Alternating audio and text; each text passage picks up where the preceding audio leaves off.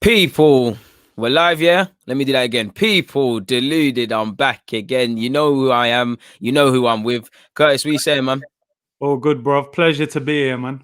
Come on, come on. We've made this a bit of a regular thing, the back-to-back shows and whatnot. Yeah, man. Before we carry on, please make sure you're hitting the like button. Please make sure you're subscribed to Curtis Shaw TV as well as my channel as soon as possible. Let's run up the likes. Let's run up the subs. Yeah, you're progressing, man. You're almost on 19. You're growing, bro. Yeah, 20 by Christmas, man. That's got to be the Christmas present. Try, you know? yeah. Try 30, back. 30 for you, 20 for me, and then we move into 2021, you And know? then we move, man. It's like we just need to look at it with goals like 50, 100, 1/5, and so on and so forth, man. We just keep pressing. That's it, bro. It's all progress, isn't it? That's the good thing about this. Every day, you know, the numbers go up, they don't go down. So we're doing something right, bro. That's it. And I'd always say we're taking the stairs. I mean, you could very easily grow your channel to 20K, and I probably could to 30 if I played on, you know, the whole deluded business and you done certain things. You'd get there, but it's about integrity, I feel, at the end of the day. You got to do it organically, man. Because when them foundations have been built properly, then will carry you a lot further. Some of these, man, they're building it on mad foundations, so the numbers might look big, but it doesn't all add up further down the line. So we got to do it the right way, bro. It's shaky, like you said, it's shaky, and it all looks good when the sun's out, but when it's raining in them hard days and you need your core fan base and people that actually mess with you to mess with you, it's going to be crazy. Big up everybody locked in, man. I'm seeing all the YouTube members. Please check out the membership page. Look, everybody's in the building. It's quite active for a Friday, mid-afternoon on a Friday, man. YouTube doing people dirty. Do you feel that's happening with your notifications as well? Because people aren't even getting aware of it's coming out and that. No, a lot of people say that to me. Yo, I didn't know about it. I'm like, bro, I don't know, man. YouTube's random, innit, at times. Oh, the algorithm's not trying to make us blow at all. At all. Oh, man. Apologies, not me. If you are, if that is true, I sympathize with you, and I hope you get up into good spirits as soon as possible, man. Really and truly, that's sad. All right, let's talk about Arsenal. Before we get into last night, obviously, I haven't spoken to you on air for everybody since, sadly, the North London derby. We can't not avoid it. I know time's a healer, but we've got to reopen some wounds, Curtis, man. What's your feelings on that game? Oh, man, like, I thought it was horrible. Everything what I associate with a North London derby and what I want to see from Arsenal, I just don't feel like I saw it, bruv. Like, okay, they put crosses in the box. Who put a real hard tackle in that game, apart from Xhaka doing a foolish rugby tackle? No one left one on anyone. Sometimes these kind of things that people, you wouldn't associate that with top level football, but they still, sometimes in a game, bruv, you ain't got that goal, but bang, you put Son down on the floor. G up the rest of the team and that. Yeah, you start the game off. So it's like, I didn't see anyone set the tempo in that game for us. And I just thought, Mourinho, I think everyone knew how Mourinho was going to set up, because he knew we needed to try and win that game. So he would have said to his team, just be patient. There's going to be a time where they expose themselves and leave themselves vulnerable at the back. And we did it so quickly, bruv. And then never learning from it, we did it again. When the second goal goes in, I have to admit, I didn't feel like we was going to get back into it. I thought it was over. And that's the biggest disappointment for me as an Arsenal fan, and for you and all the Arsenal fans, that I have no belief we're going to come back into a game when we're 2-0 down. To do that. No fight. And it was, I just think it was a naive performance, really naive. I thought the tactics were wrong, and then Arteta's press conference after the game just made me even more angry, to be honest.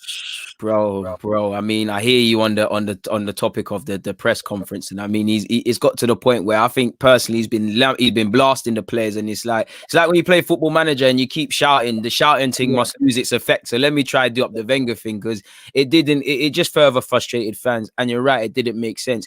Where do you feel? Because you mentioned tactics. Where do you feel if we get down to specifics where it was won and lost? Because I don't want to be. I'm not even just mentioning Bellerin, because I think Bellerin's not of the standard, but clearly I feel Bellerin was told to get forward and things like that, and like Tierney. But like you said, the opposition targeted Bellerin. We've almost fed Bellerin to the wolves. If he's not good going forward like that. He is naive as a defender. 2 misplaced passes by him. Other people could have done stuff, but it's by him. How much of it do you attribute to the player himself, and how much do you look at the tactics in that game? And also midfield, because Arteta was a midfielder, as I said on your show. I can't understand what we're doing with midfield. I know injuries and stuff played a part, but what do you feel in relation to the tactics with Arteta, man? I thought the tactics were poor, bruv. I got to be honest. For me, Tottenham's best player is Son. I think Son's their best player. I think he gets in a lot of teams in world football. I think he's a top player. If you're asking Bellerin to bomb on, at some stage you must be thinking, I'm going to have a problem defensively. If Bellerin's high up the pitch, he hasn't got the speed anymore to even keep up with Son on the counter-attack. So I just felt like the tactics were crazy. Like both the fullbacks on their second goal are on the edge of their penalty area, and we're getting caught 4-on-2 a minute before half-time. I just do not understand that. You make a great point. Arteta is a midfielder, you know, and he wasn't a midfielder who ran around. He kind of sat in front of the back four, kept positioning. Positional, yeah. So, you know, even Granit Xhaka was bombing on their second goal. So, you know, I have to lay blame with the manager. And I always say, I saw a lot of fans hammering Bellerin after the game. I get to a point as a fan where I say, do you know what? He's not that good. So why am I going to keep saying he's not that good? The bigger issue is, why is the manager picking him? You got Cedric Suarez. You signed him, give him a 4-year contract. You've got Ainsley. You rejected a bid from Wolves. Those two right now look like better options than Bellerin. Also, Granit Xhaka, you didn't have to play him. You could have played El Nene. Yeah. I mean, in the first day before that, like that, you need some legs in the middle. What was all that about? Bro, Tottenham's midfield is energy. You know, Lo Celso can run, Sissoko can run. Piano pushers, not piano players. Do you know what I'm saying, bro? Trust me, man. So when I seen Granit Xhaka rugby tackle, man, I just thought, bro, this is going to be a long day. Even the way we started that game, I don't know if you remember, like Lacazette kicks the ball out after 10 seconds? 10 seconds, yeah. Like, bro, come on, the standards, man. Like, you mentioned, it was disappointing. I'm sorry to cut you off, but you mentioned that, yeah. Did you see in the first minute, Holding's actually played a pass to Bellerin and it's got cut out, and that was almost identical to what led to the goal. So it's like you said, when you see the Lacazette thing, when you see that, it's a bit of a madness. Let me ask you on Cedric and Bellerin now, jumping forward and leaving the Spurs game. Obviously, Maitland-Niles and Cedric played yesterday. Obviously, you have to discount the opposition, but they can only play what they're given. What do you feel is the thinking now? Because I wanted them to have a good game so we could ask the question, which one of them on Sunday? Now, we both know Bellerin's probably going to start, but surely both are putting pressure on such. Yeah, I mean, if I was a betting man, I do think Bellerin will start on Sunday. But big up yourself, Liam. Go on, Curse. Yes, Liam. I reckon, do you know what? I think you've got to give Cedric a chance. As much as I feel like Ainsley, you know, does he want to play at right back? Probably not. I think when you've got a guy playing somewhere but doesn't really want to play there, do you ever get the best out of that player? I'm not sure. You know, sometimes maybe, you know, I know Trent was a centre midfielder, but you've never heard Trent moan about being at right back. He seems to have accepted it, you know, and maybe I wanted to play midfield, but I'm a great right back. I look at Cedric's deliveries last night. He's putting in crosses that Bellerin can't put in. Innit? Like, you'd rather deal with that. Deliveries, you know? So, at least he's putting them in good areas, like, even though they're inconsistent. Yeah, and you've given him a 4-year contract, and he's a natural right back. So I think you've got to give Cedric a chance. 29 as well. Yeah, there you go. He's at a good age, you know, he's experienced. I just think with Bellerin, man, he's not the answer. He hasn't been the answer for a while. So I would like to see Arteta make a change, but you know, I would still expect to see Xhaka. I would still expect probably Holding and probably Bellerin all to start on Sunday. So we're just working with what we got at the moment, bro. That's the crazy thing. That's it. Like, on one hand, I agree. Well, I agree with everything you've said. But when I look at it and I say, if I'm the manager, cool. If I'm the manager and I'm keep picking these players, is he hoping for a turnaround? Like, is he hoping, like, last few weeks it hasn't worked, but if they go and put in a performance for him against Burnley, because I think I don't think we're seeing the system of what he wants to do, but I think he's very defiant. Clearly, you know, if you're crossing the ball, I call it a bit brainless. But have you said, cool, no matter what, we're going to go through tough moments. Stick to what I'm telling you. Stick to the fullbacks getting high. Stick to crossing. And obviously with the previous point, do you feel that's what he's doing? He's just sticking with his players who he believes and whatnot? Because I hear stuff about non-negotiables. You know, you've got to do well in training. You've got to do well in the opportunities given. You know, if you're not training, I don't get the vibe based on what we hear that Maitland-Niles and Cedric aren't training well, because he doesn't allude to it. He wasn't shy to kind of dig out Maitland. So it's like, why are they getting chances? Aren't they getting chances, ahead of Bellerin? You know, I don't get it. Like, I thought, you know, if you earn your spot, like El Nene, I think you agree, he's not everyone's cup of tea, but he's earned his spot. That's something I don't get at this club, man. Do you know what is as well? Sometimes I think with managers, you have to understand how certain players operate. I look at Hector Bellerin. He's been at the club for a long time. He was a wonder kid, if you like, when he first came through. He's been linked with Barcelona. You know, he has that connection with Arteta. They've been teammates, you know. Roommates, apparently. Roommates, you know, he lived with him for a while. You know, Bellerin's very busy in, like, the press. He always says things. He's always bigging up Arsenal. He plays his PR position very well. You know, where Ainsley looks very laid back. Sometimes you would even say looks a bit lethargic, and, you know, he doesn't really say too much in the press either. I can't imagine that, you know, he's bang on it in training every day, as Arteta's kind of alluded to. So some managers look at those things and go, oh, does he really want it? You know, but you can't judge players off that. You know, I remember John Obi Mikel saying Hazard was the worst trainer at Chelsea. He said he used to turn up late sometimes. He did the bare minimum to get through the session. He didn't really care about training, but on a match day, turned into a different animal. So I think Arteta's got to be a little bit more open-minded. You know, maybe Granit Xhaka is great in training and his attitude's great, but these are the players that have been failing this football club over and over again. Why would you come into this football club and say, you know what, Xhaka, Bellerin, Mustafi, those kind of players, they're the ones I'm going to put my faith in? I don't understand that. You know, I think it's time for us to see a Cedric, maybe see a Pablo Mari in the Premier League. You know, get Xhaka out of that midfield as well. Like, he hasn't got the energy for it. And he's going to have a game plan this week, because as we said the other day, the longer we don't score, you know, that Chris Wood set piece and Bemby and all them goes pinged on Bellerin playing. Like, you know how this thing is set. You know what's going to happen. You already know, bro. It's bringing on to Burnley. What happens if we don't win? I don't think anything will change. Nothing. I think unless we're literally like 15th, 16th down there all season, I don't think they'll get rid of him. I've said myself, I'm at the point where if they lined up a top manager with a plan, I would be looking at moving him on. That's where I'm at as a fan. What's a plan for you?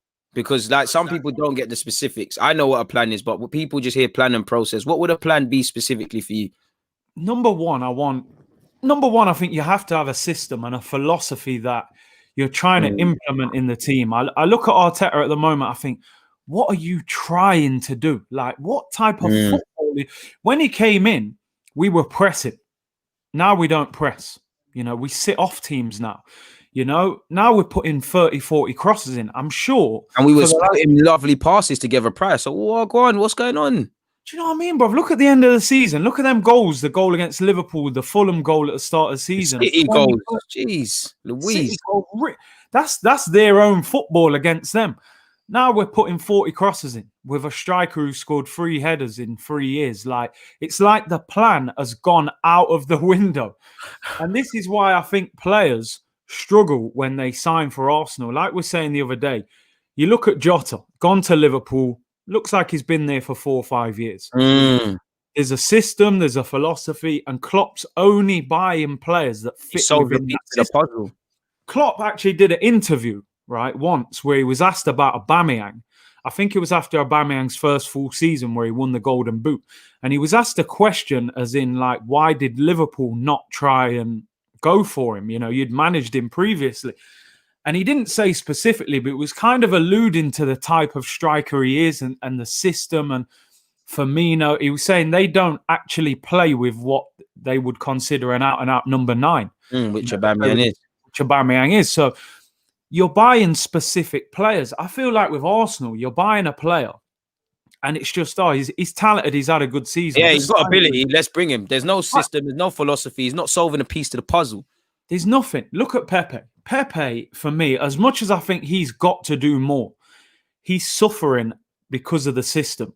He's got no relationship with the right back. They've got no partnership whatsoever. I think he had a better partnership with Ainsley, to be honest. Yeah, because Maitland can go forward and he's calm on the ball. You know, Bellerin, do you know how much I feel, again, it's like you said, Pepe's got to take responsibility. But at least Maitland, he'll make that run beyond him. Either he's going to play it or there's an option. Now Pepe can go inside. When you've got a right back, there's no coincidence. Pepe does it anyways. But when Pepe plays with Bellerin, you see him at the halfway line. Like yesterday, we were seeing him yesterday and it was a bit silly. And it doesn't help. What do you make of Pepe's performance yesterday as well, on the side note? I didn't like it, man. Look, I try and defend him all the time because I want it to work. We've paid big money for him. I do think there's talent there. It gets to a point where, as a fan, you have to start just saying, right now it's not working. And whether that is because of the system or it's because of him, but there's certain times where he gets in positions and things break down. And at that moment in time, that's got nothing to do with the system. You know, you're one-on-one with a fullback. You're backing him up into the penalty area. This should be that's a winger's dream, really. And I just see him. How many times does Pepe lose the ball in a game? So many times. It's not because it's because of, like you said, his own decisions. He's holding on to it too long. He's passing when he needs to dribble. He's dribbling when he needs to pass. He's not shooting. Like yesterday, there was a couple of occasions where he was doing that. But there was one in particular, like Maitland-Niles and Smith Rowe, they were working very hard down the left-hand side. The ball was played into the box. All he needs to do is take a touch, he scores. He's trying to lace it as hard as he can, top bins. I think it's a mentality thing. He needs to wake up. It sounds stupid, but I feel he enjoys football too much. I feel if he was, well, we're 15th, so we can't mock him. But if he was at a Newcastle, with all due respect, or somewhere else, he wouldn't get onto him. It's like you look at him and you never get the vibe that you want to cement a legacy. I do think you enjoy football. I do think you want to play. I do think you want to win, but you're not trying to cement your own little legacy in this club. You're not trying to. And if you are, forgive me, but I'm not seeing it evidently for 90 minutes. When I see Mane, he's someone that could very well do all the skills, but he strikes me as someone that, if you allow me, I'll score 6 goals today. You don't get that with Pepe. Pepe seems happy with a 1, might get a little assist, then it's a skill thing. Do you know what, bro? You make a great point there as well, because I think the biggest mistake we've made with Pepe, when you pay a price as high as that, 72 million, you're going to have talent. That's obvious. But I think Arsenal should have done more due diligence on his personality. Do you strike me as somebody who, do you want to win the Ballon d'Or? Are you trying to be the best player at Arsenal? To me, I said this the other day, Pepe now should be looking at Arsenal saying, I'm going to become the best player at this club. Right? Aubameyang 31. You know, who else is shining after Aubameyang, especially in attack? You should get on to it, because the youth, them are doing it. Saka and Martinelli, the youth are looking at them. Exactly. And this is why I think we should have got Zaha, and we've said this before. Them ones there, you're never going to let this go. I'm never going to let that go. We've been on this since I respect it. Bro, we dropped a clanger. You know what I mean? We got bumped. I'm telling you, man. He was crying for us, man. He was crying for us. He was riding. He's an Arsenal fan. And because I know him a little bit personally, I know that guy, he wants to be one of the best. I'm telling you. You can see how he plays football. How he can carry him. One-on-one with fullbacks. He rips them to shreds. He ain't no shy business. I just think Pepe, like you said, I think he's too happy to be here. You look at his socials. He's the fly boy. He's got the garms. You know, London thing. It's a London. I'm chilling, man. I'm 25. I'm not really under no pressure. I'm on 100 bags a week, 120 a week. I'm living life, man. Are you trying to be the best winger in the league? It don't look like it. So I think we're gonna have a problem with Pepe. I gotta be honest, because I don't think Arteta likes him. I think they will reach a situation where if Arteta's still the manager, they're going to have a decision to make. And how much money would you get for Pepe if you sold him right now? I don't know. For 30, 40, and you're not getting that in COVID. You know, you're not getting it. That's why, like you said, we're here. I share your opinion in that I don't think he feels him. I feel if this was a player signed for 30 odd million, which it should have been in an ideal world, You say, you know what, you're not getting it together. We might loan you out in January. We might try and get rid of you. Like you said, man, I do think sometimes Pepe is hard done by. It does strike me as fairly driven and as someone that's self-aware based on the way he talks. But for me, we just don't get the vibe that you want it. I do think there's some variables, as you mentioned, going against him and potentially some we don't know. And I do feel a bit disheartened for him because just say there's been a moment where, you know, that real purple patch towards the end of the season. I don't know what's happened between that and this start of this year, but let's just say he kind of got it. Whatever reaction Arteta was crying for, he gave it to him. Imagine now, you're there now, you're playing well, you're doing all of that. Seeing Willian come in, you're still training well. Willian's playing ahead of you. You're thinking on one hand, yo, it's a competitive thing. Arsenal, all right, cool. But then you're looking at it as, you know, no matter how hard I try, I'm not going to play. And I think he needs to control his temper. Like you said, you know, I want to be the best. That's what I mean when I say I need him to be like Thierry Henry, in the sense of we know he's not Henry, but behave like that. You demand the ball. You demand that you drop nothing less than a 9 out of 10. It shouldn't be. We should never be in a world where a 19-year-old Saka and a Willian at 32 are genuine starting ahead of you right now. That penny needs to drop about you. And I feel Arsenal fans have given him many excuses, myself included. Let him play. Nah, drop him out. Nah, play him on the left. I've even heard some man say, play him up front, play him through the middle, behind and that. We have to give him some responsibility. But the craziest thing is, you look at the numbers. I'm not saying they're amazing, but it is an improvement on our mediocre numbers, and it is better. So it's like there's enough for you to be concerned, and there's enough for you to think, yo, what's going on here, sort of thing. Like, what is it? Yeah, no, and I think you made a good point again about Willian. I think as much as it is a competitive thing, and you're right, I think when you finish the season well, like Pepe did, he had the platform there, and I feel like Arteta didn't build on that. He finished the season really well. I thought in the FA Cup final he was brilliant. He ripped up Alonso. He had that goal disallowed.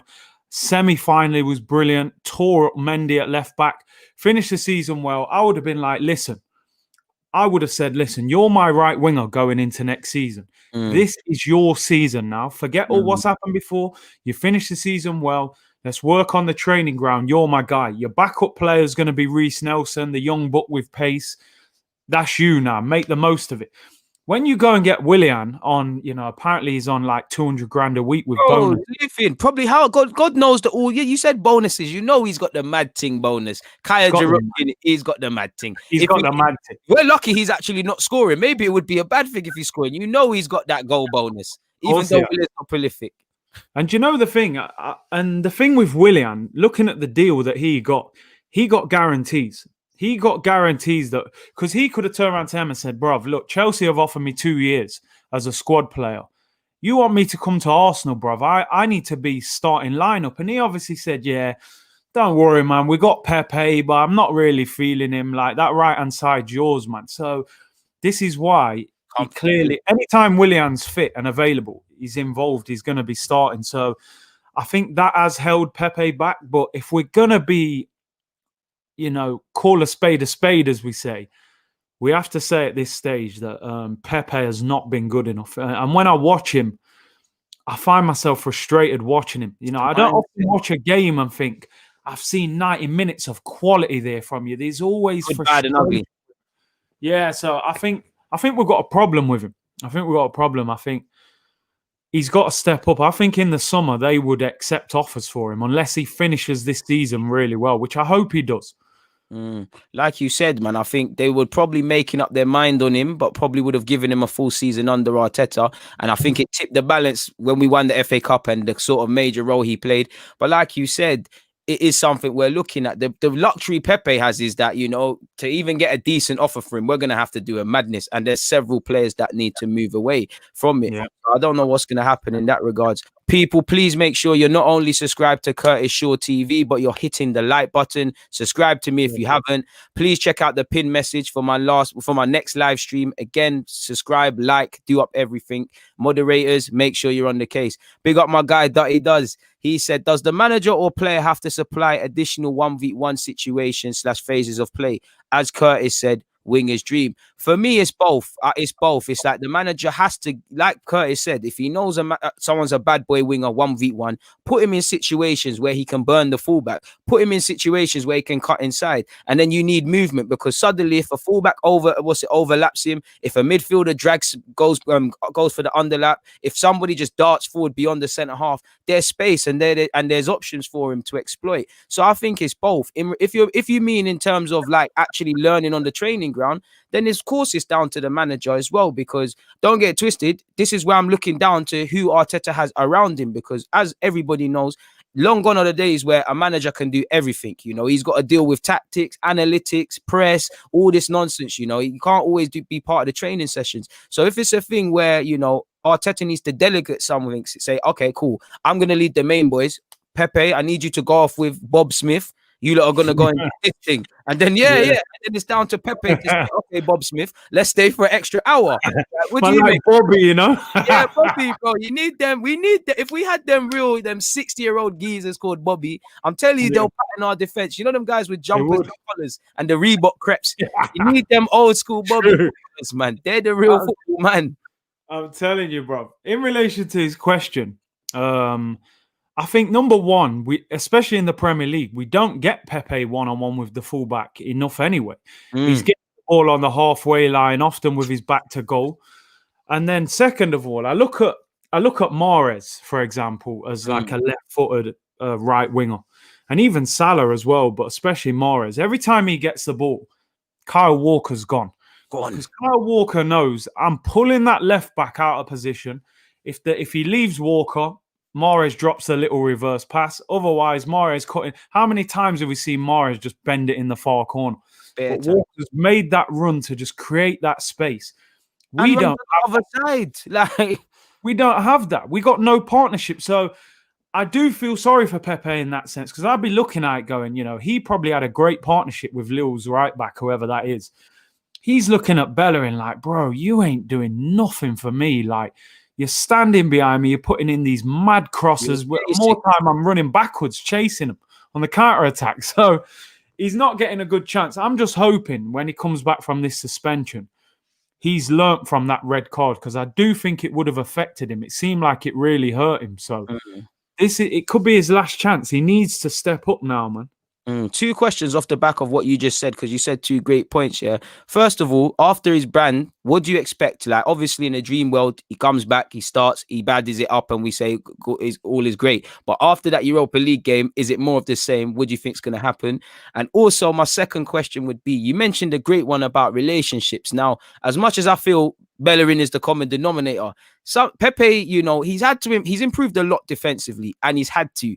But if we look at what game was it? Was it the game Pepe actually got sent off against Leeds? Did not help Bellerin. Now, I have to be fair. Is it a thing where Bellerin don't trust him? He don't trust Bellerin? Arteta's like, cool, you know what?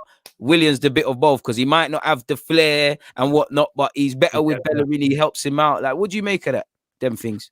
And those things play a big part as well, because like you said, if he sees Bellerin as his first choice right back, and he clearly loves Bellerin, you know, he's going to be listening to if Bellerin's saying, bruv, like, Pepe don't help me, man. And the thing is, if you've got a really good right back, you said it, I can imagine it as well. Do you know what I mean? Like, and bruv, you've played fullback as well, so you probably know more than me. Like, certain fullbacks, they'll push their winger on. Go on, get forward, man. I can handle their winger. I'm confident one-on-one. But you've got them certain fullbacks who they're relying on their winger constantly. Come back, help me, come on back. Yeah, you know, you know what I mean? Every Sunday, tuck in, man, tuck in. The mid's having to come help them because they're getting savage. That's what Bellerin's on it. You're not helping me. You can't. Yeah, Gaffer, get him off. Yeah. You know what I mean? Bellerin don't want Pepe in front of him, man. Pepe's probably telling him to shut up, man. He's probably he's giving him some French. And you got this guy that's just come from France. Like, what's this brother on, man? Come off this, man. Yeah, man, he's not on it, man. So you can tell them two have got no relationship, man. Where Ainsley was probably calm, like, yo, bro, do your thing, man. I'm chilling. I'm good, man. I'm gonna bill it. Confident in one-on-one situations. He had the pace. He's got that little bit of Yesterday's doing a little skill thing, like he feels himself low key. Do you know what? I would give Cedric the opportunity. I don't know what it is. Something I always remember at Southampton, there was a little spell where for some reason I started hearing his name and I was thinking all of a sudden, this Cedric ain't a bad right back. And, he can take set pieces. Look at him yesterday. He took that free kick. It was a good set piece. We're not very good at set pieces. We don't often score from a free kick. So I would definitely give him a chance. But in relation to Pepe, I think Pepe, he comes back for the Southampton game on Wednesday. I would imagine Willian or, Nelson, but more than likely Willian will be starting that game. So, but it's up to him. If he comes off the bench, he needs to make a difference. He's got to really prove how good he is if he's going to make it at Arsenal. Do you think we'll see a reaction? I know you ain't got a crystal ball and whatnot, but it's like, when I look at these players, as much as I don't believe in them, we know they're hot and cold. Like, Ceballos has been on loan, hot and cold. He's had good moments and bad moments. Pepe has had good and bad moments. Do you think we're going to see a reaction from any of these players consistently? Because, look at our home form, bro. Like, me and you keep saying, we can't lose that game on Sunday. You can't lose. How many times? We do two shows a week. How many times on your channel or mine have we said, no, you can't lose because of this and that? Like, what happens if we lose on Sunday because we're at home again? I could be wrong against Southampton. And it's like, it can get long for us. Very long. It already is. To me, we're always doing point predictions and, they haven't been pretty recently. I think Burnley and Southampton has to be 6. I don't think you can afford. Even 4, I don't think is good enough, especially when you see we've got Everton away, Chelsea at home, the next 2. So if we don't get 6 out of these 2, this season's all over the place. I think. Go on. I think Arteta, man. I think if he was to get 3 or less or something, I think his job's going to end up being on the line soon because the January transfer window is around the corner. Even if the board were planning on giving him this season, there's got to be a time where you sit there and go, are we giving him another transfer window to buy players when we don't really know whether he's the right manager or not? So I think he's got to get 6 out of the next 2 for me. Burnley just win that, however. I think they've only won one game. Win it 1-0, own goal. I don't care. That's why I'm scared, my guy, because we played Villa, back-to-back defeats. Did Leeds not get smacked like 4-1 or something when they played us? Suddenly this form thing goes out the window. Because if I'm Sean Dyche, or if we was even playing Sheffield, I'm saying to them, boys, I know we've had a bad season. I know it's been long, but this is where our season starts today. I'm rallying up the troops. Yeah. Listen, do you think you're better? You're better than Villa. You're better than this team who took them points off Arsenal. You go out there and do that. And then you win your little first 10 minutes against Arsenal, they will break. They're either going to get complacent and gaps are going to open. You always know as a Burnley man, there's set pieces there. And I really hope our boys heed. You mentioned Southampton, and that's why I'm hoping they learn lessons as well, because the last game Southampton played, did Vestergaard not score from a set piece? And he's one of the top goal scorers from that. Me and you know that, but other boys... getting fed the statistics is one thing, but are they taking heed? Are they really in love with this football thing to know, okay, cool, I've got to be switched on in that game. I can't do this because, like you said, jobs are on the line. And if you care about this manager as much as you say, you all talk about him in the Daily Mail and all these things about his changing stuff, you've got to go and show it now, surely. Do you know the biggest sign for me that they're not is Hector Bellerin? Big up yourself, Rashid. Thank you for the super chat. Go on, Curtis. Yes. Hector Bellerin, now we all joke and laugh and curse, this guy's doing foul throws, right? Why does he genuinely, and I mean this genuinely, why does Hector Bellerin not go on the training ground on Monday and say, one of you coaches, you need to show me how to throw the ball? Like, all joke aside, bruv. Like, when you're back garden, you probably got big ass back garden with 5-a-side pitch. Go on YouTube. How do you take a throw in? Make your girlfriend hold the ball and dash it. Like, come on. Hector, come on, keep that ball behind your head. Man, are jumping and then he's doing this. And he said, and what's smacking it for me is he said, I've been doing this my whole career and nothing's happened. Arteta said, we're sending footage to the FA. Surely doing them emails and them clips, that's harder than just showing them and listen, I hear what you're saying, but this is how I want you to thingy. This is what I want you to do. Like, I don't get it. It's basics. And like you said, the worst thing, Arteta's trying to cover for him. Like, the referee on Sunday was genuinely laughing at him. Like, he was like, he looked at him like, bro, what do you want me to do? Like, you're not even throwing the ball properly, bro. You want me to ignore it? You're throwing the ball down there, bro. Man's throwing it in front of You're not helping me. You're making me look robbed. Like, yeah, man's like, bro, come on, man. What do you want me to do, bro? You know, you're a 25-year-old FA Cup winner. What are you doing? Like, he's a clown. But listen, we've seen this before. I remember under Arsene Wenger, we'd lose a game. The players will go on Twitter. Wenger, we're all behind him. Then they'll go and lose at the weekend. Same thing. This is why I said we needed a ruthless manager with no emotional attachment or involvement with this football club. I didn't want Vieira. Do you think he showed? Because as much as I say that, and I agree with what you said about that, and I think it hasn't been shown. But when I look at it, do you not think he's shown degrees of ruthlessness, of being ruthless, like with the Ozil business, with obviously at a point, with several other off-field business, with Maitland-Niles, with just not giving a crap that Pepe was bought for 70 odd million. Do you think he's shown elements of that with rubbing out Lacazette at a period as well? He has, but what it is, I think he's selective with it. I don't think he's consistent with it. As we always say, the non-negotiables thing. He played with El Neni he was a teammate. Bellerin was his teammate. Don't get me wrong, I still don't believe to this day that Ozil situation is his say-so. Same facts. I think the board pulled him up and said, that guy is never playing for this club again. Facts. I don't care if you want him or not. And I think he just did the politician thing in the press conference. And this is how I kind of look at Arteta now. Like, number 10 Downing Street. Yeah, bruv. Like, he's on some Boris Johnson thing. Like, he came out. That first press conference here that he did when he became Arsenal manager.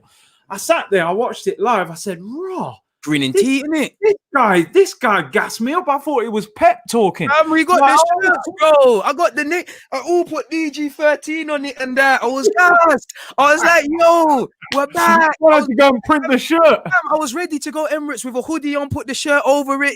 We're not even the loudest, but make as much noise as I was gassed. Yeah. Yo, he's wearing the tight tracksuits. He's wearing the white socks. He's looking messed. He's saying the right things. What's going on now? Like, like when you turn on the news, yeah. And I'm a man. I don't even vote like that, to be honest, yeah. Same. Like you'll turn it on and you'll watch like the Labour leader telling you we're gonna do this and that for your community, and a man will go and vote for him. Next minute, man's knocking down the community centre. The very flash you live in, like. You know what I mean? That's what Arteta's doing. Man's telling you, yo, I'm going to make Arsenal great again. Oh, man. I'm putting us in relegation battles. Like, come on, bro. No, man. Man's a politician, man. I'm telling you. He's doing the most, man. What do you make of this, though? Because it's a bit like we were saying last week in the sense of, Maitland-Niles had another good performance in the Europa League. El Nene keeps doing his thing. Smith Rowe's been injured, so I think his one's a bit different, but he looked a bit confident. Nelson wasn't involved, and it's sad because it was his birthday yesterday and, he couldn't play. What are you saying for these, especially the young players starting in the Europa League? Would you throw them into the Prem? Like, do you think there's much to lose? What do you make of that? Bruv, we're so bad right now. Are they going to do any worse? No, I don't think they are. At least they'll have enthusiasm. At least I feel like the youngsters genuinely care about the football club. Mustafi wears the armband yesterday. I don't know if I'm making too much of it. I feel sick when I see that. Not just because I think he's a poor player. This guy's walking away at the end of the season, and he's been quite open about it as well. Like, I'm not signing a deal. I'm leaving. All right, cool. To me, you should get minimal game time then, because we ain't getting no money for it. And number two, no way am I letting him wear the armband. No way. No way. I saw people saying yesterday, well, who should wear it? I'd rather give it to one of the HLM boys. I don't care. The age thing don't mean nothing to me, especially in the Europa League. So, yeah, no, I think these guys need to get a chance. Like Balogun, Smith Rowe, I want to see them involved and on the bench. And Ainsley, for me, is pushing for a start, even if it's not at right back. There's no reason for Ainsley not to start in midfield. Like, Granit Xhaka just dropped a 0 out of 10 against Tottenham. At least Ainsley's got energy. So he's got to change something, man. He's got to stop sticking with these players. Even Pablo Mari, I want to know why you signed him. At the moment, I don't know why you signed him because I'm not sure. Put him in. If you signed him and you selected this guy, we want to see him play, man. Do we have to accept that someone like Marie's a squad player because, you know, he's been fit? And I'm not going to pretend to know his full level in terms of his fitness, but he's been fit now. 1 minute he's not in the squad, then he's primarily doing up Europa League, even under 23s. I like what I see from him. You know, he looks like, even though he's not the quickest, this could concern me in the future, but he's not the quickest, but he likes to be a bit aggressive and step up and do all of those things. And I did think for one of their goals, not just him, but he could have done a bit better. Do we have to accept Marie's a squad player? Because he's giving me them vibes. Like, I want to see him get a chance, but he definitely looks like a squad player, but you know, I suppose he deserves a chance in the sense he could say, look, man, I've hardly played any games in the Premier League. He is 6'3". I believe he's our tallest centre-back. And when you think we're about to play Burnley, who are going to put cross up. Yeah. And they're not the quickest of guys in a race. So maybe you'll get away with that. For all you FIFA players, you might get away with that 45 pace centre-back against Burnley. You know what I mean? Like, because they ain't got too much pace up front anyway. So, you know what I mean? So you might get... I don't mind giving Pablo Mari a chance, man. Serious. Because Holding, anyone who watches me and my streams, you know I ain't no fan of Rob Holding. You know, so... I don't mind.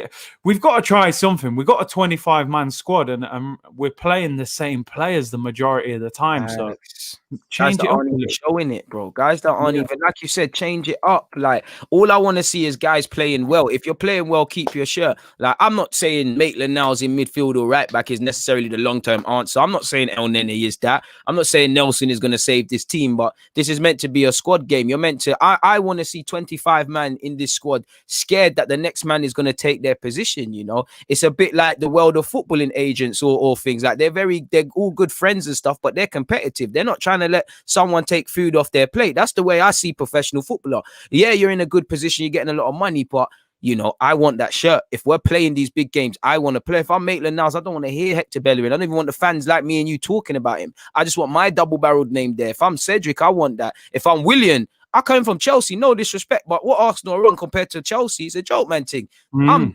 certifying this. Pepe, you know, I didn't come from France to be a joke man. You know, I see Gabriel's there saying nobody's taking my spot. I don't care if I'm 22. This is my thing. You know, I'm seeing it with Saka. I'm seeing it with Tierney. You know, he's brought the Celtic mentality. Like you said about Mustafi being the captain, you know, it also makes me sick to a degree that we all want Tierney as the captain, not through Tierney's fault, because Tierney deserves that. He's a candidate for me. But it's almost like just him and Gabriel. Why are they outstanding already? Where's the mentality? You know, we was talking about, it was a bit like under Alexis for me. We said he's a winner and he's this and that. Yeah, he is that. That should be the mentality of the club. Like, you know yourself, winning's a mindset. It don't matter if you're a billionaire or a bin man. You've got to want to be the best and be better than you was yesterday. I don't get that from us consistently. Bro, when you mentioned Sanchez there, you know, when Hector Bellerin made that comment about Sanchez, that's when I lost complete faith in him as a footballer. When he said, you know, Sanchez wants to win too much. I thought, what is that? Is that the mentality we've got in the dressing room? Like, man, they're looking at Sanchez sideways, like, yo, why is this guy so competitive? Bro, we heard they were beefing Tierney at the start because Tierney was playing too rough in training and them things there. They were saying, he's tackling us too hard and that. Like, come on, man. Like, I'm telling you, the whole thing needs clearing out, bro. All of it needs clearing. So many of these players need to go. And that is the one thing that I will let Arteta off with, is that a lot of these players have got weak mentality. But the problem is, I don't even know if Arteta would sell Bellerin if he had the chance. I'm not even sure if he would. You know, there was rumours PSG were looking at him in the summer, and I never got the impression we were trying to get rid of him. So he needs to be careful who he puts his faith in. That's what I will say. He needs to realise these kind of players will get you sacked, brother. You need to clear it out. And like you said, the fact Tierney is being called for captain that quick shows how dysfunctional the dressing room is at Arsenal and the lack of leadership as well, you know? That's it. You said it. And for me, it's meant to be leadership in the whole club. You know, I don't see real leadership from the man who owns this. I don't see it from the forward and it all trickles down. And it's like, that's where I think we've got this double whammy, because I do think Arteta is not to blame for everything. I do think he needs a bit of time. I do think there are things he needs to answer for. But at the same time, I look at him and I'm like, cool, the people above you. As much as I criticize Edu and these, man, there's been other people and no one's got the job done. And at the same time, when I'm hearing you having to beg for 45 million for Partey, you know, you're having to go to Kroenke.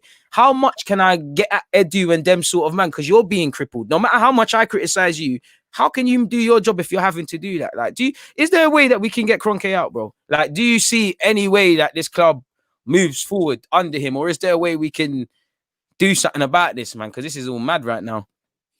And I know, obviously, we always talk to Turkish about this as well.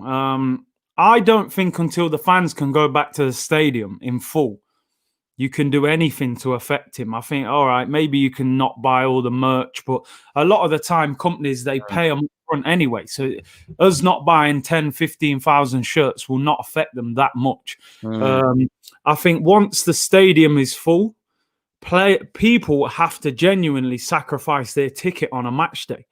Leave seats empty, protest outside the ground.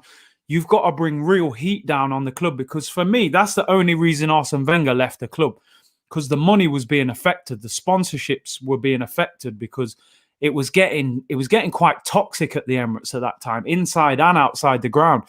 At the moment, I don't think Kroenke goes until he decides to go at this present moment. And I think what Arsenal, for me, have to focus on, and this is why when Turkish brings that point up, I don't jump on that too much, because even though I agree with him that Kroenke is the wrong owner, I think we have to figure out a way to work within this strategy. Do you know what I'm saying? Like, we are where we are. We can control the variables we can, because you made a great point. Because no matter how much we get at Kroenke, at the same time, we still spent 72 million on Pepe. We still bought Xhaka for how much money? We still bought Lacazette for how much money? We still bought Mustafi for how much money? So in the small things we can control, why are we not getting the best out of the little pennies? You know, we Gnabry wasn't even sold for 10 million. Benatia, we're not getting, our academy is not making crazy money for us. We're not doing the right things in terms of scouting. So that's why, like you said, Kroenke needs to go in it. Like, I've got full energy for that, but I can't just sit with that. But go on. Yeah, no, I totally agree. Like you said, like, I'm fully on that. If there was a movement going and we felt like we could affect it, I would be on it. I would be there with But right now, we got to work within our means. And as you said, I think the biggest issue is recruitment. Because as you said, our team, we've got the most expensive front three in the whole Premier League in Lacazette, Aubameyang, Pepe. No, but we haven't got the best front three. So that shows that money has been spent in the wrong manner. You know, Aubameyang is the only one of those three you would consider a success at the moment. You chuck people like Ozil in there as well, who cost 42 mil. You got to look at the end of the day. Perez and them sort of signings as well. Lucas Perez. I mean, bruv, do you know a day that was a real wake-up call for me as an Arsenal fan was the day Jamie Vardy said no to Arsenal. I looked at that, right, because I've played against Jamie Vardy. I played against him in the conference, right? He was at Fleetwood Town at the time. So obviously seeing him from there to 3 or 4 years later, this guy's at Leicester turning down Arsenal. I'm thinking, raw, this guy doesn't even see Arsenal as a step no more. And this is what I'm saying. They're talking about Szoboszlai now, saying, you know, can Arsenal convince him not to go to Leipzig? Bro, Leipzig, I don't even know if they was a football team 5 years ago. I'd never heard of Leipzig. I'm sure Red Bull kind of made them up and, you know, brought them through the leagues. Now we're talking about whether we can sign, you know, over a Red Bull can, you know? Yeah. I got these made-up teams and we can't even drag a player from there. These football managers where you can build your own team and take them from the Conference Champions League sort of clubs, man. Oh, my God. That's where we are as a club, so... We got to learn to spend money better, man. Like, we're wasting too much money on players, and you know, we've got to become smart. What I will take a little bit of faith in is, I believe 2 of the 3 players we signed this season were brilliant signings. In Gabriel, I think he's a diamond, and I think Partey, when Partey stays fit for a long time, I think he's going to be an animal for us. It's just what we put around them players. So we got to hope we're on the right track. Two quick questions as well, because obviously there was Spurs and we didn't talk about Partey. So what do you make of the whole Partey fiasco and playing him and him being injured? And I've left Robin's question here for a while. What did you make of the little minutes Callum Chambers got? And how do you feel Callum Chambers, if any, can help us moving forward this season? I'll start with Chambers quickly. For me, Chambers, again, I don't see him as anything more than a squad player. He's been at the club, 6 or 7 years. Wenger signed him. He was a right back. He never worked there. He was always seen better at centre back. I think when you isolate him, I think he becomes weak at times as a defender. I think he's all right, but to me, if you're talking about a decent offer in the summer, I wouldn't stand in his way, to be honest. I view him the same as kind of Holding and them guys, to be honest. I don't think they've really improved that much. He'll be all right until the end of the season. And like the guy said, I would have rather he had the armband, to be honest, than Mustafi. At least he's committed to the club. And then you look at Thomas Partey, that situation, I won't be a hypocrite. I said if he's fit enough to start, then start him. Having said that, I'm not a doctor. You know, they must have seen things and known what the risk was. The injury situation, and I said this the other day, if Partey wasn't in, like, if you get injured on a pitch, if you're not in, like, agony where, like, I'm in excruciating pain, you've got to stay on the pitch. Even if you literally just stand there. So when Son gets that ball, he sees a body in front of him. He doesn't know from running there that Thomas Partey's injured. He might pass that ball to someone and that goal might not happen. Facts. When Son sees 30 yards of space in front of him and starts running, all of a sudden we're in big trouble. And then when Arteta's pushing him back on and he's limping, I thought screaming inexperience. That whole situation to me summed up our season because I was embarrassed. I thought that was embarrassing. Like managers pushing the man on and reactive, indecisive. No, I mean you probably made his injury worse doing that. So that kind of summed up our season. And then the interview again was a little bit. I felt a little bit uncomfortable with the things he was saying. Like I felt this guy has shown commitment. He was meant to be out for another 4 weeks. 7 days later, he's playing. He clearly wants to play. Saving from himself. Yes. Listen, we said that the other week about David Luiz, you know.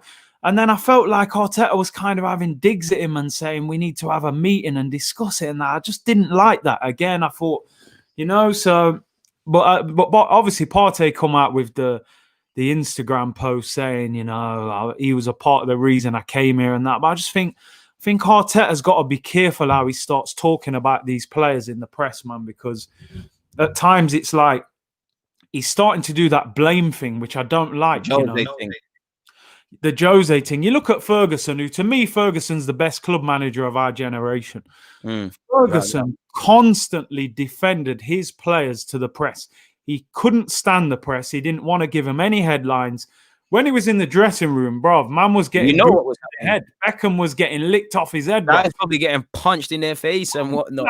I respect that because it's like it's almost like your younger brothers or what. Like you can be, I can be my younger brother, but you can't, sort of thing. Yeah. I want to see. Like, don't get it twisted. I do think there is times where I think you will get a reaction by digging, not necessarily digging out a man, but saying you played poor to the press, or he could have done. I think even that's what he did with Pepe, because I think he protected Pepe, and then he needs something, man. He needs something. What do you make of this dropping Aubameyang for some matches? Because that's what some people are saying. I have to admit, I don't agree with that. I just think, you know, if a manager goes to a club and their best player, because I always think if you go to a club and their worst players are struggling, you can't always blame that on the manager. He could turn around and say, I can't do nothing with Granit Xhaka. I can't improve it. Aubameyang's been our best player for the last 2.5 years. He's carried this club. I'm not all of a sudden after 10 games going to turn around and go, he's finished, drop him. I just don't. I think he's got credit in the bank. And I think the problem is not get Aubameyang out of the team. The problem is get him playing well again, which I think is going to rely on the people around him. So, and who are you dropping him for? I mean, people saying drop him for Balogun, Eddie and Nketiah. Not for me. I think Aubameyang, I remember he scored at home against Burnley last year, and I would definitely start him. I think he doesn't strike me as one of them players where if he gets dropped, he's going to be like, I'm going Wow, to. yeah. There's a I reaction. think his confidence will sink even lower. So I would play him. I think we've got to protect Aubameyang a little bit. You made a great point, man, because I get the logic in sometimes, he might need to be safe from himself, take him out the lineup, but we're not a squad. Like if it was Sergio Aguero out of form and you put Jesus, yes, it's a talking point, but it's not that deep. Aubameyang, give or take, is our best player. And like you said, his confidence will drop because he might be thinking, wow, nobody's creating. And you heard his agent, and that's his thoughts. You know how men are, they get their thoughts out through their agent. Cool. Yeah, like no one's creating for me. I'm not scoring. The fans are turning on me, and Arteta made me sign a deal, and I'm now out of the team. He might sink in. I think Aubameyang's, you are a striker. You strikers are a weird bunch. You're very depressed, and you score a couple goals, you're fit on firing, I think that's what you need. You just need Aubameyang to score a little brace, and he's back for me. I don't know if he's going to get 20 league goals. I don't know if it's too late. Like you said, like you famously said, and it should get clipped up on my channel when you said, and I think you've cursed it because you said, I'll be surprised if Aubameyang gets 15 goals in the league. And you said that before it became a thing, like where we're kind of talking about Aubameyang now. So it's I don't know, man. Listen, an Aubameyang out of form, a team that's not creating, going against a Burnley side. Yes, they're bottom, but it doesn't scream you're going to get much joy unless we do what we did in the Europa League. Why is it, man? Why can we play football in the Europa League but not the Prem? Why can we, actually pick out a man, actually have some movement, not cross it aimlessly? Like, why are we so desperate in the Prem? Why is there no blueprint in the Prem? Because we're resting players. We're bringing in young men. The squad, yourself, you have a stable 11 and you suddenly change a couple of bodies. You lose the fluidity. So why, like, it's like two separate teams. It's like you've got Hayland FC and you've got, North London FC. I won't even call these men Arsenal because they're not moving like that. Like, like North London Red back in the day on Pro Evolution. Yeah. They don't deserve official things when you make the Nike stuff yourself. They don't deserve all of that, man. No, they don't. I think you got to be honest. In the Europa League, the opposition are substandard. I don't think any one of them three teams we've just played, they're nowhere near even Premier League standard. That I don't even know if they're Championship standard, Dundalk. So I think you get that extra time and space on the ball, and ultimately, when you play weaker opposition, you get away with mistakes. You might miss two chances, but you'll get that third one. Facts. In the Premier League, Aubameyang's getting 1/2 chance in a game, he's missing, and then everyone's hammering him. So I think you can play with freedom. You've turned up for games before on a Saturday or a Sunday, and you're going to beat them. You get the ball, you're a bit more relaxed. The defender can't. When you're playing that team who's bang on you, which every Premier League team, Burnley are going to get in our face on Sunday. If you're Sean Dyche, they're going to be horrible to play against on Sunday. Elbows, low block. Ben Mee, Tarkowski, all them, man, Chris Wood up front. It's going to be horrible. 11 men behind the ball. Yeah, they're just waiting to nick a corner or a little soft free kick. They'll put all the centre-backs in the box. It's going to be horrible. So, you know exactly how it's going to go. But I just think, I look at the next two games, I think this is the opportunity for Arteta to turn it around. And I'm not saying turn it around where we go and get top 4.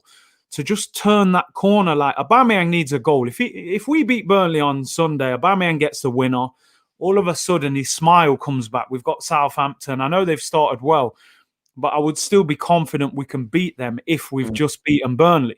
If we haven't beaten Burnley, all of a sudden, Danny Ings looks like a madman. He looks like Ronaldo to me if we've just lost. But do you know what I mean? So I think they've got that freedom in the Europa League, and also you've got young players in there with a point to prove. You've got 4 or 5 youngsters in the team who are desperate to make a career for themselves, as opposed to the Premier League where Willian's probably seeing out his career and David Luiz and these men are coming to the end. They're probably looking at their next move, their next contract. So I think the mindset is the difference a little bit.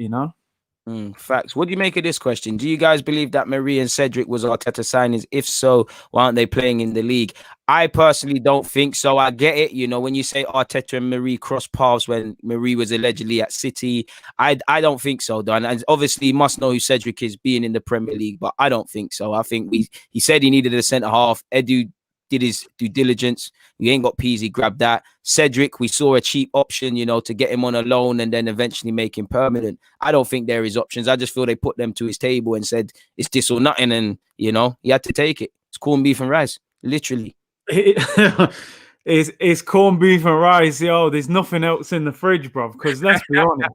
Maybe a little mackerel or something. A little mackerel there, and so I reckon, I agree. He was at Man City. I don't think he even played one game for the first team. So, I think, and obviously the Brazil link as well. It all screams Edu, and Kia Jarabchin is Cedric's agent. It's got Edu written all over it. Facts. It's got brown envelopes. I know you got to go at 2:00, and I've been focused on. No. Do you know what? I've got another 10-15 if you want to carry on. No, I'll let you get out of it, man. I was going to ask you, I want you to set up and do what you need to do. So I'm going to ask you one last question. Predictions for Burnley? Do you know what's crazy? I actually can't even confidently say we're going to win. I think it's just going to be that safe. When you're not sure, you just say 2-1, innit? Because you think we'll probably concede one, we'll scrape a couple goals, but it's probably a 1-0 or 2-1. I can't see anything more than that. I can't see any conviction in the win.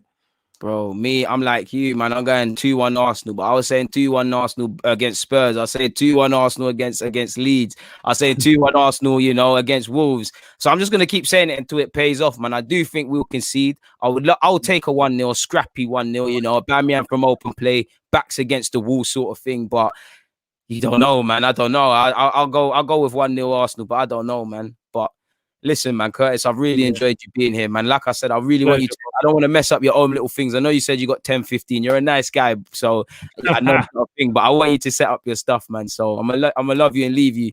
People, see the act there, Curtis Shaw TV. What you got today?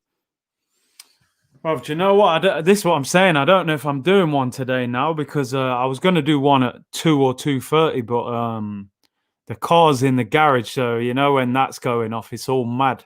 It's all mad. I might not be on till tomorrow. I might come on late. I might do one tonight if there's something to talk about. Cool, man. So you know where to find him. Just check out his old videos, check out his watch along and all his other content. He's been speaking a lot of sense in relation to Arteta and the whole structure, man. And on his channel, he's got he's had Graham, Troops, Kevin Campbell, Turkish, a whole heap of guys. So go and check out Curtis's content, man, and go and get that. Let's try and get that to 20K before the end of the year, man. And make sure you subscribe to my channel as well, man. Right, man, I want to see you on 30 by Christmas. You on 30, me on 20. Let's go. Come, man, let's do this, man. I'm gonna let you get out of here, man. Don't know, my guy. Say it, man.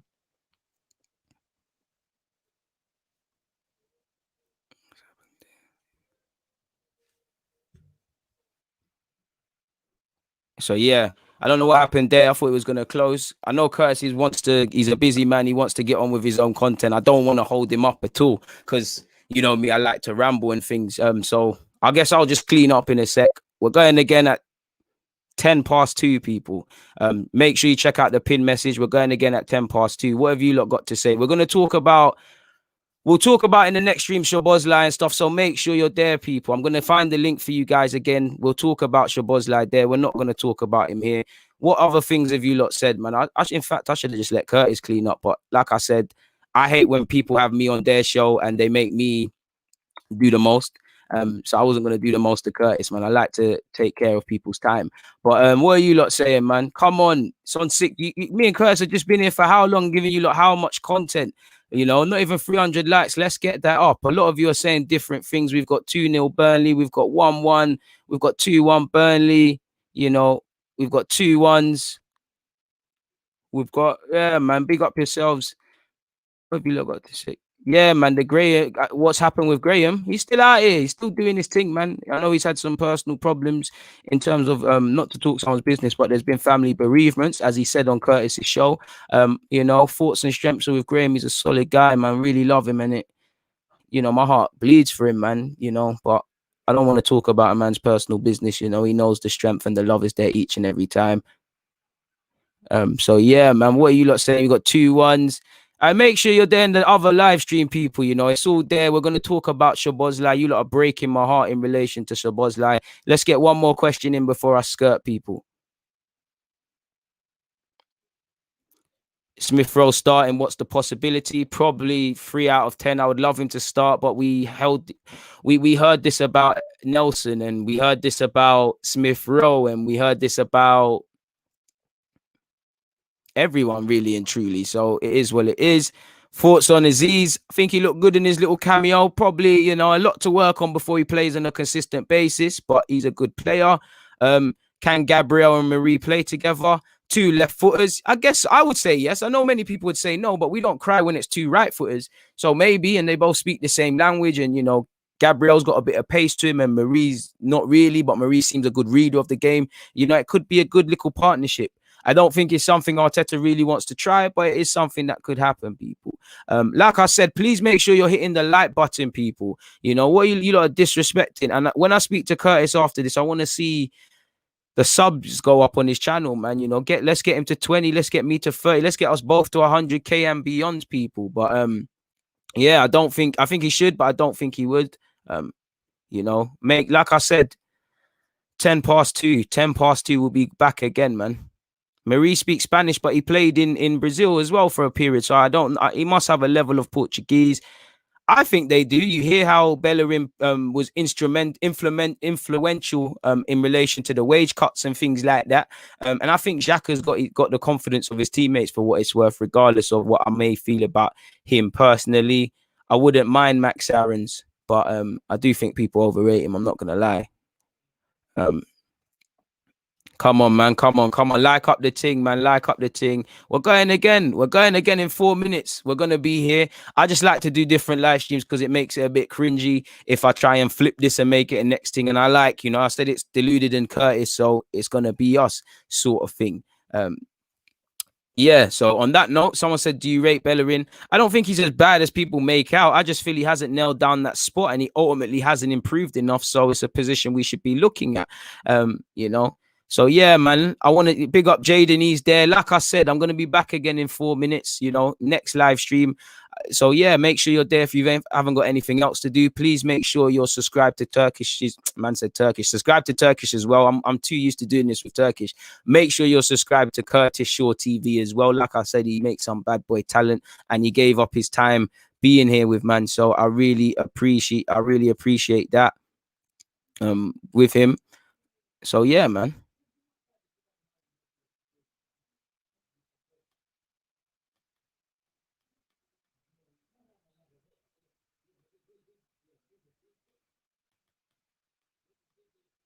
Didn't want to mess up your thing. Come on, please, people, drop a like on your way out because we're about to go. We've got 3 minutes, people. I need to get a thingy on. Lloyd Jerry said he's pissed that he missed this live stream. Hey, Lloyd, I'm upset for you as well. But the good thing is we're heading right back. 10 past 2. We're going again. The link is pinned in this. I know it doesn't give you lot notifications, and that is pinned. If you lot have been doing your due diligence, you would have it. Make sure you open up a new tab and you go to the next live stream because we're going to talk. We're going to cover, you know, Arsenal a bit more of what happened yesterday. And we'll talk about the Shabazz business. But people, like the thing on the way out, you know, like M said, big up all the members, big up all the consistent viewers, big up all of Curtis Shaw TV's viewers that came through as well. Big up Curtis Shaw TV. I can't imagine none of you are not subscribed to the both of us. Because if you find out about Curtis, you're going to find out about me. And if you find out about me, you will find out about Curtis. So, yeah, man, like Wayne Dash said, big up you because you're in New York and whatnot. He's going to make the switch now. I also appreciate everybody locked in on Twitch as well. Please don't let me forget about you, Twitch, man. So, yeah, let's head again. It's back on both platforms. But for now, DG, I'm out. See you in 2.